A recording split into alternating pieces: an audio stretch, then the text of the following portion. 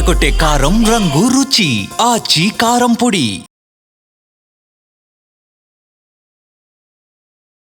బంగారం వెండి ధరలు ఆకాశాన్ని అంటుతున్నాయి. ఎవరు ఊహించని విధంగా వందలు వేలు కాదు, మొత్తం 10,000, 15,000, 20,000 రేంజ్లో పెరుగుతూ వెళ్తున్నాయి. ఒక్క రోజులో 20,000 పెరిగింది వెండి. బంగారం కూడా అదే దూకుడు ప్రదర్శిస్తోంది. దీనికి సంబంధించి మనం మాట్లాడదాం. ఎందుకు ఇంత దారుణంగా పెరుగుకుంటూ పోతుంది? కొద్ది రోజుల్లోనే 2 లక్షలు బంగారం, 4 లక్షలు వెండి చూసేటువంటి అవకాశం కూడా కనపడుతుంది మనకు. దీనికి సంబంధించి పూర్తిగా మాట్లాడదాం. మనతో పాటు మార్కెట్ అనలిస్ట్ ప్రభు గారు ఉన్నారు. సార్ నమస్తే. నమస్తే అండి. సార్ 4 లక్షలు ఇంకా ఆల్మోస్ట్ అయిపోయినట్టు కనపడుతుంది. సిల్వర్ అయితే 4-5 రోజులు అయిపోతుందేమో. గోల్డ్ కూడా పరిగెత్తుకుంటూ వెళ్తూనే ఉంది 2 లక్షల వరకు తులం.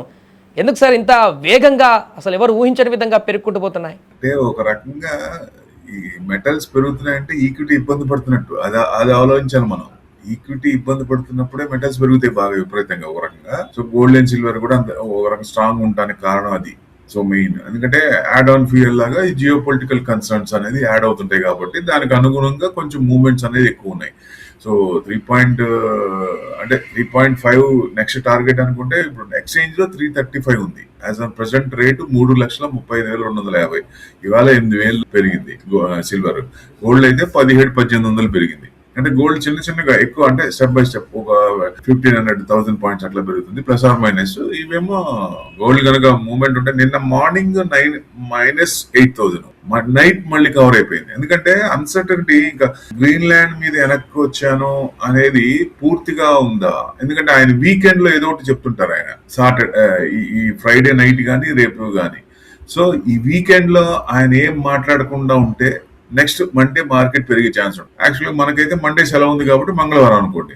సో జనరల్ గా ఆయన వీకెండ్ లో ఏదైనా కామెంట్ చేస్తే మటుకు, నోరు ఓపెన్ చేస్తే మటుకు డెఫినెట్ గా మార్కెట్ పడుతుంది.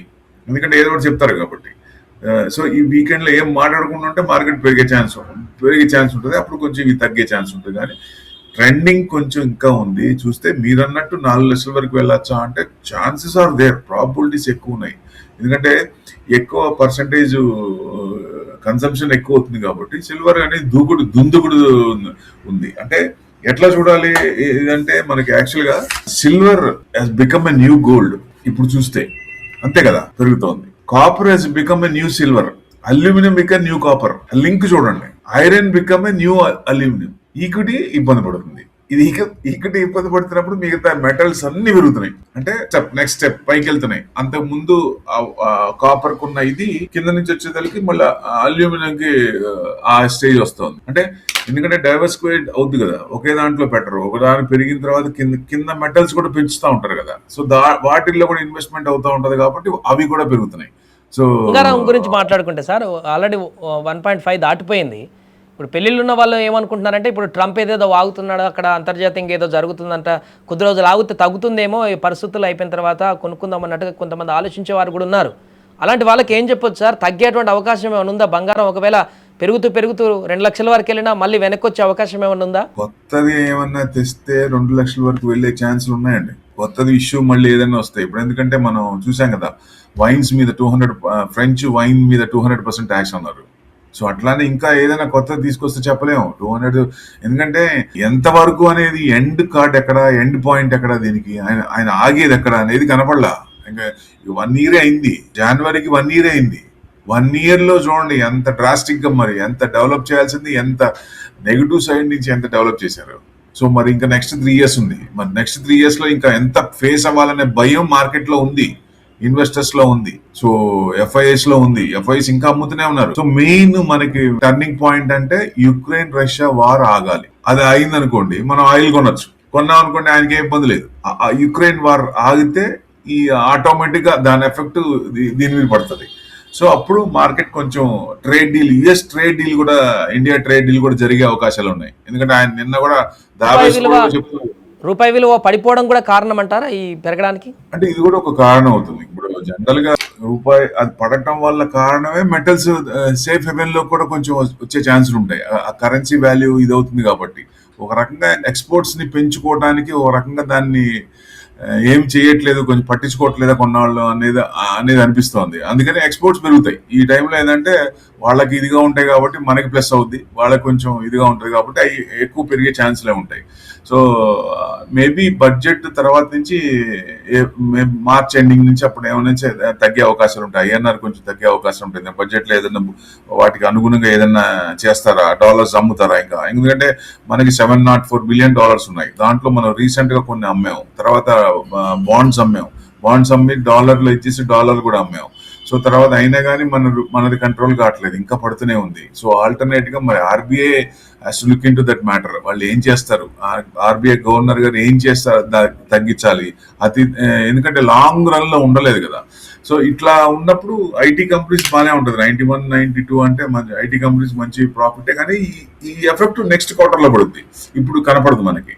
సో అందుకని ఐటీ క్వార్టర్స్ కూడా బీట్ అండ్ డౌన్ ఇండెక్స్ కాబట్టి కొంచెం చిన్నగా ఇది అవుతున్నాయి. సో నెక్స్ట్ 2 క్వార్టర్స్ చూస్తే అప్పుడు ఇంట్రెస్ట్ కూడా తగ్గినాయి అనుకోండి, వాళ్ళకి మంచి బెనిఫిట్ వస్తుంది. సో అట్లా నెక్స్ట్ ఇయర్ 1-2 ఇయర్స్ టార్గెట్ పెట్టుకుంటే ఐటీ మంచి పెరిగే ఛాన్స్ ఉంటుంది. అట్లా ఇప్పుడు ఇవి రెండు మటుకు యుక్రెయిన్ వార్ ఆగాలి, తర్వాత ఎమ్మటే నెక్స్ట్ మళ్ళీ ఆటోమేటిక్ గా any time it may happens, ఏది యుఎస్ ట్రేడ్ డీల్ జరగాలి. సో బడ్జెట్ మనం చూస్తాం, మనకి ట్రిగర్ పాయింట్ బడ్జెట్ లో బూస్ట్ ఇస్తారా లేదా అంటే, ఇప్పటిదాకా మనం అనుకున్నట్టుగా నెక్స్ట్ 15 రోజుల్లో కూడా డౌన్ సైడ్ ఉంటే బాగుండు, crying baby will get a chocolate అనుకున్నాం కదా, సేమ్ ఇప్పుడు దాదాపుగా అయిపోయింది. ఇంకా నెక్స్ట్ 3 డేసే ఉంది. మండే తీసుకుంటే 3 డేస్ కూడా లేదు సిరీస్ ఎక్స్పైరీ. సో డెఫినెట్ గా బడ్జెట్ అంటే నెక్స్ట్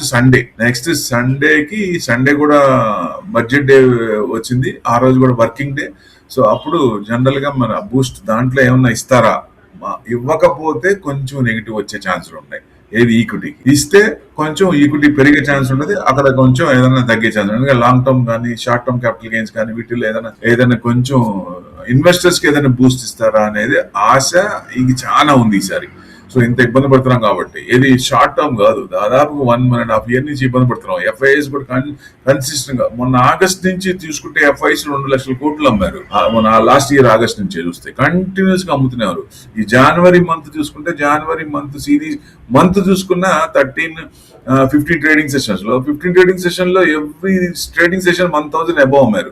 వాళ్ళు అసలు ఆగట్లేదు, కన్సిస్టెంట్ గా అమ్ముతూనే ఉన్నారు. సో దీని ఎఫెక్ట్ వాళ్ళు సేఫ్ హెవెన్ గా ఆల్టర్నేటివ్ ఏం చూస్తారు కాబట్టి మెటల్స్ ఇంకా స్ట్రాంగ్ గానే ఉన్నాయి. అందుకనే సో ఇది గనక కంటిన్యూ అవుతే ఇంకా కొంచెం మీరు అన్నట్టు 2 లక్షలు రాదా అంటే వచ్చే అవకాశాలు ఉంటాయి. లేదు ఇవన్నీ సుధరిని అనుకోండి, మారిని అనుకోండి, యూటర్న్ తీసుకున్నాయి అనుకోండి, అప్పుడు డెఫినెట్ గా అంటే నేను అనుకోవడం యూటర్న్ తీసుకోవడానికి మేబీ బడ్జెట్ తర్వాత ఉంటే మార్చ్ ఏప్రిల్ నుంచి కొంచెం మూవ్మెంట్, ఎఫ్ఐస్ మూవ్మెంట్స్ కూడా వాళ్ళు కూడా బయింగ్ జోన్ లో రావచ్చు అనేది, ఏప్రిల్ నుంచి కొంచెం పాజిటివ్ బయాస్ లో మార్కెట్ రావచ్చు అనేది ఎక్స్పెక్టేషన్. సో ఏప్రిల్ నుంచి అది కూడా తగ్గచ్చు. ఏది మన మెటల్స్ కూడా కొంచెం ఏప్రిల్ నుంచి కొంచెం తగ్గుముఖం పట్టచ్చు. మరి ఇప్పుడున్న స్పీడ్ అంత ఉండకపోవచ్చు, అక్కడి నుంచి కొంచెం తగ్గచ్చు. ఏది ఈక్విటీ పెరుగుతుంటే, ఇది కనుక రివర్స్ అయిందంటే మళ్ళీ ఇది యాజ్ ఇట్ ఈస్ ప్రజలాగా మళ్ళీ ఒక మాట చెప్తున్నారు సార్. ఇవాళ ఉదయమే వార్త చూసాము, ఇరాన్ పైన మళ్ళీ ఇజ్రాయెల్ ఆయుధాన్ని ఉపయోగించి ఇజ్రాయెల్ దాడి చేయబోతుందనే ఒక వార్త వినపడుతుంది. మరి దీనివల్ల కూడా మళ్ళీ ఏమైనా ఎఫెక్ట్ అయ్యేటువంటి అవకాశం ఉందా ధరలు? 100% ఉంటుందండి. ఆయన కొత్త ఇప్పుడు ఏంటంటే మార్కెట్ కి న్యూస్ డ్రివెన్ మార్కెట్ కాబట్టి ఫ్రెష్ న్యూస్ అనేది హిట్ అవుతుంది. ఫస్ట్ టైం చెప్తే కొత్త న్యూస్, సెకండ్ టైం అదే న్యూస్ వచ్చింది అనుకోండి, పెద్ద ఎఫెక్ట్ ఉండదు. సో అట్లా ఇప్పుడు ఏదైనా ఫ్లేర్ అప్ అవుతుంది అనుకున్నప్పుడు కొంచెం దాని ఎఫెక్ట్ అనేది పడుతుంది. సో ఆయనేమి మరి ఇరాన్ గురించి నేను పాజిటివ్ గా ఏం మాట్లాడలేదు, వెనిజులా నుంచి పాజిటివ్ గా ఏం మాట్లాడలేదు, ఆ ఇష్యూ కంప్లీట్ కాలేదు. ఆయన అబ్డక్షన్ చేశారు, పోనీ ఆయన రిలీజ్ చేసి ఆ ప్రెసిడెంట్ రిలీజ్ చేసి ఆ కంట్రీకి నేను సపోర్ట్ ఉంటాను అంటే అదొక విషయం, అప్పుడు పాజిటివ్ వస్తుంది. కానీ ఇప్పుడు ఎక్కడ జైల్లో పెట్టారు, ఇంకా వాళ్ళిద్దరు wife and husband are in jail, ఇంకా అంటే ఆయనకి ఇంకా దాని మీద ఉంది. సో ఇంకా మరి ఆయన ఎంతవరకు ఇది చేస్తారు, దానికి ఏ రకంగా సొల్యూషన్ ఇస్తారు, ప్రాబ్లం సాల్వ్ అనేది తెలియదు. కాబట్టి అన్సర్టనిటీ అంటే ఇంకా ఉంది మార్కెట్ లో అనేది. ఈ 3 నెలలు ఇట్లానే ఉండొచ్చు అనేది ఎక్స్పెక్టేషన్. ఈ 3 నెలల లోపల ఏమైనా కావచ్చు, 100% ఏదైనా కావచ్చు. కొత్త మిస్టర్ టరీఫ్ పోయి మేబీ గుడ్ పర్సన్ రావచ్చు, చెప్పలేము. ఇట్ డిపెండ్స్ ఆన్, ఎందుకంటే వాళ్ళకి ఇప్పటికైనా తేరుకుంటే మంచిది, ఎంత త్వరగా తేరుకుంటే అంత మంచిది. లేదా ఈ 500% ట్యాక్స్ అంటే who are bearing that, you people are bearing that. మీరే ఇబ్బంది పడేది, మాకేంటి ఇబ్బంది. మీ కంట్రీ కాకపోతే వేరే కంట్రీకి పంపిస్తాం. ఒకవేళ మీ కంట్రీకి మీకు కావాలని మీకు ఏమైనా మమ్మల్ని అడిగితే మీకు పంపిస్తాం, కానీ ట్యాక్స్ ఎవరు కట్టేది మీదే కదా. You the people are end users, ఎవరు ఇబ్బంది పడేది. సో వాళ్ళు ఆలోచించుకోవాలి. అది ఇప్పటికైనా కొంచెం రివోల్ట్ తీసుకొని బయటకు వస్తే డెఫినెట్ గా చేంజ్ వస్తుంది ఎక్కడో చోట. ఎందుకంటే ఎక్కడో చోట కన్సిస్టెంట్ పడుతుంది. మార్కెట్ కూడా చూడండి, ఒక 5 days పడుతుంది, తర్వాత కొంచెం హోప్స్ పోతాయి కంటిన్యూగా పడితే.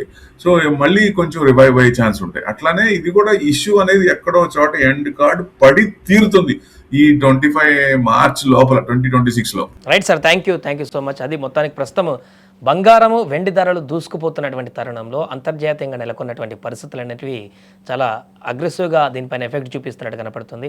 తొందరలోనే 4 లక్షలు కిలో వెండి ఈజీగా టచ్ అయ్యేటువంటి మూమెంట్ కనిపిస్తుంది. ఇప్పుడు పెరుగుతున్న సినారియాను చూస్తే 4-5 వారం రోజుల నుంచి గోల్డ్ కూడా అదే రకమైన దూకుడు ప్రదర్శిస్తూ 1,60,000 వరకు పరిగెత్తుకుంటూ వెళ్తుంది.